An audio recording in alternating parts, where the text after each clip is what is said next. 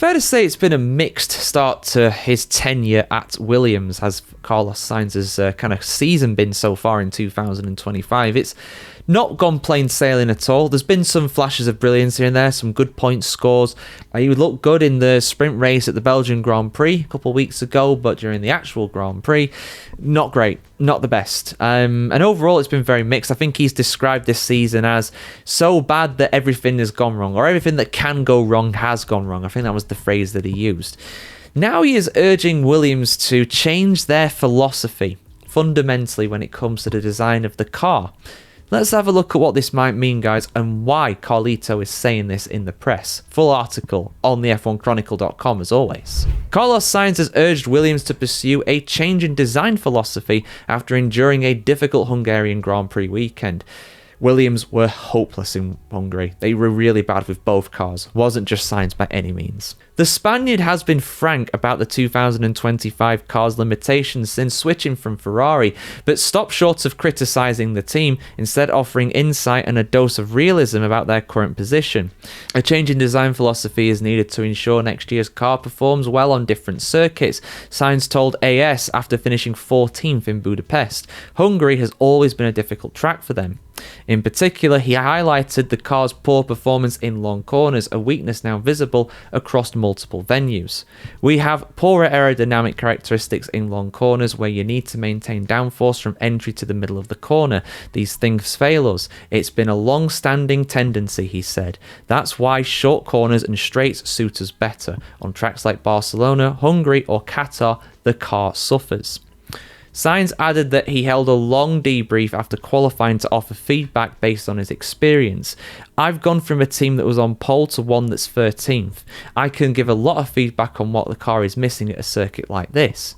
Although Williams has largely sidelined 2025 development all season to focus on next year, Sainz remains committed to maximising every weekend. I tried 3 or 4 different setups in Hungary and ended up going back to the car that gave me the most competitive qualifying runs in Miami and Imola, he said. If we had a clean weekend in Spa, Miami or Imola, we would have scored a lot of points. As the great Murray Walker used to say, if is Formula 1 spelled backwards. It's not, but you get the sentiment there. I mean, like anything, if buts and maybes don't equal points, they don't equal good results. They can say that if they were better here and there, they would have scored more points, but if their car was faster, they would have scored more points too. Overall, though, it's been a good season for Williams so far. They're up in 5th in the Constructors. They were 9th last year in the end, I think, something like 8th or 9th, so they've shown real progress this year. It's been a bit hit and miss recently. Earlier in the season, a lot more consistent, but at the end of the day, this car is going to be upgraded on less than a lot of the competitors. None of the main competitors at the top are going to be having major upgrades now for the rest of the season, but they will still bring small parts of the car here and there. And I'd wager Williams won't do that because, relatively speaking, they are relatively comfortable in 5th. They're not certain of it by any means. Aston Martin, Sauber, Haas, they're all chasing him. They are all chasing him for that 5th place. It is massive for them. So, they can't rest on their laurels just yet, but overall it's been a good season. But Williams are a team that have won championships in the past, and they want to win championships again. Is it realistic they will do so anytime soon? No, it's not, but it's possible. You never know.